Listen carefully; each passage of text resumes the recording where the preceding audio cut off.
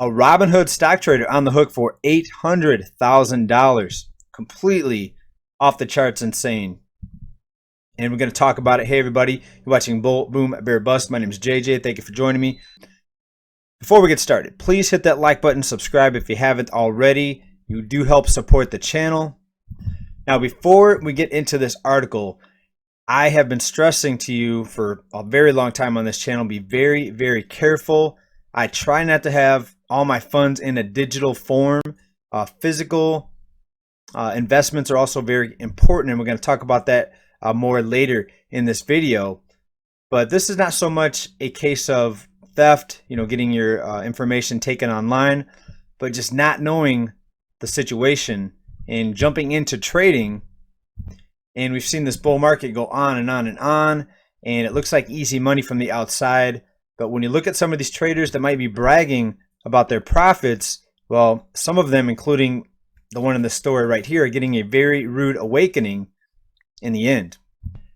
A Robinhood newbie is facing a potential tax bill of $800,000 despite only making $45,000 in net trading profits. All right, now a friend of the channel tagged me in this tweet, but it was originally tweeted out here by Austin Peterson. I'm sure it was tweeted out 1,000 times elsewhere.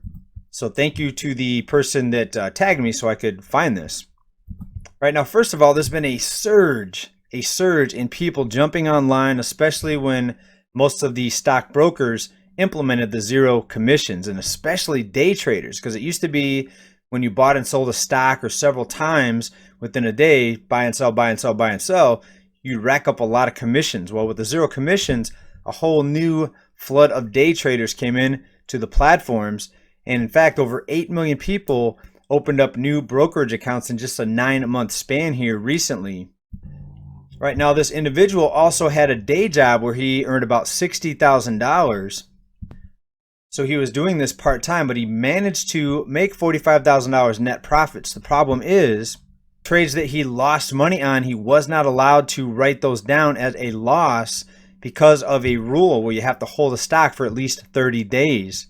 Or more than 30 days to be able to chalk it up as a loss for tax purposes. So the IRS is going to be coming after this person for a lot of money, according to this article. Something else, this trader, the stock trader, was trading on leverage. So he was able to bet much more than he actually had to invest. So with only a $30,000 investment, he managed to do $45 million worth of transactions in the calendar year 2020. And this was due to the wash sale rule. All right, a lot of people fall into this trap. They get into trading. They don't think about the long-term consequences. If you're lucky or skillful enough to make a profit, you're already in the minority, and it's about 80 to 90% of day traders end up losing money. Think of it as a casino. Yes, there's more skill involved than just rolling the dice or counting cards.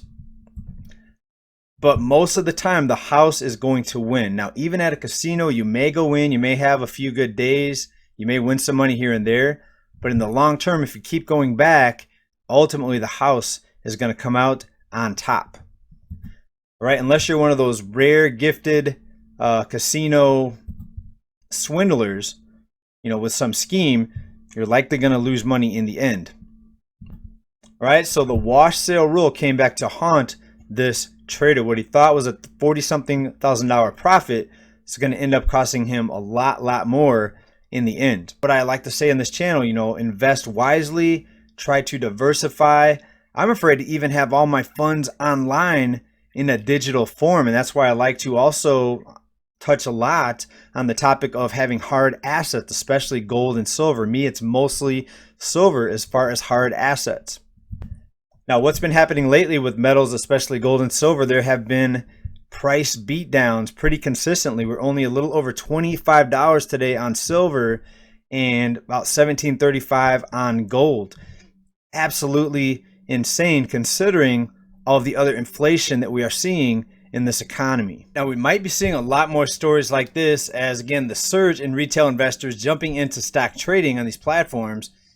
For example, retailer investor traders now account for about 25% of trades on peak trading days, And just 2 years ago in 2019, it was only 10% of all traders were made up of retail traders and investors. Now, also one of the comments under this tweet was very interesting.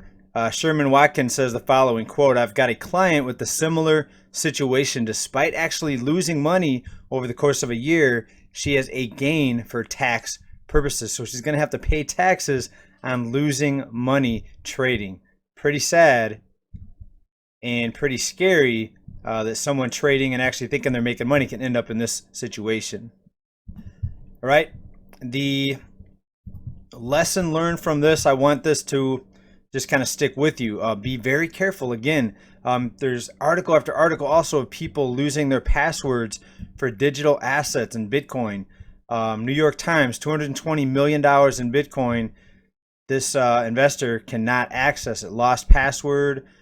Some of these hard drives they're using, if it crashes or gets lost, or somebody's laptop, it gets stolen. Another article here, man offers city $70 million to dig up lost drive with 7,500 Bitcoins on it.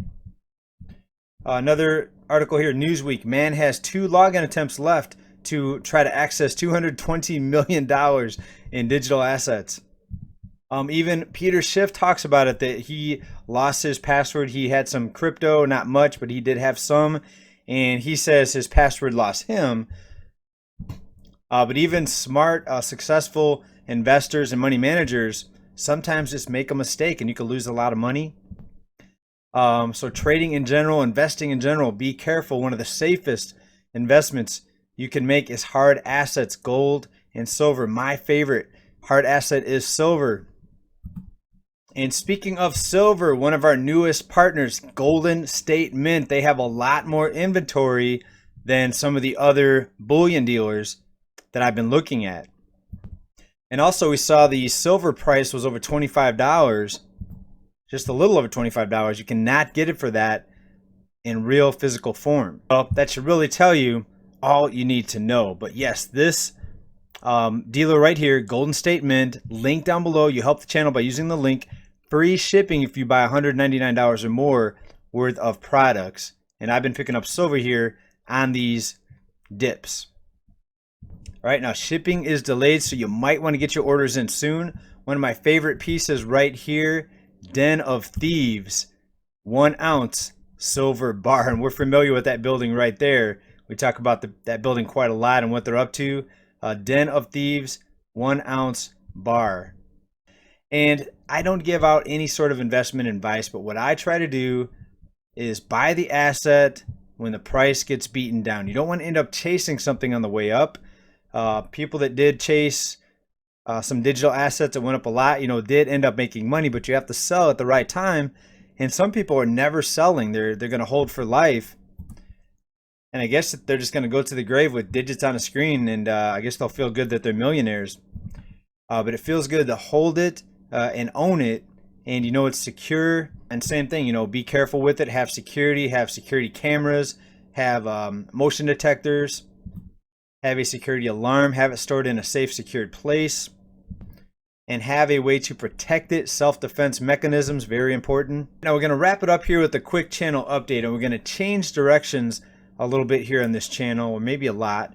We're going to go less into the global financial structure, less in the monetary system structure, because that is something that a lot of people look at as negativity because they can't really do anything to change it. And the more we talk about the structure and the ones running it, the more frustrated people, right? And I definitely understand that. So it's not only frustrating because we can't do anything about it, it also gets a little bit redundant. So now we're going to focus more on personal finance, less about the structure and the banking system, but more about personal finance, investing, where to invest, strategies, personal finance information, the cost of living, day-to-day living expenses, how to save money, personal banking and what to do with your money instead of just having it sitting in a checking account losing value. So again, a little bit of a direction change, and I've tried to move that direction here and there, but sometimes it's easy to lose focus when you see just the insane markets and the propping and the bubbles. All right, so again, we're going to try to realign, refocus on that. So Stick around. So like the content here already, I think you're going to like it a lot more as we move into this next phase of this channel, Bull Boom Bear Bust. Thanks everybody for being here. Stay well, stay safe, stay prepared. Thanks everybody. Bye now.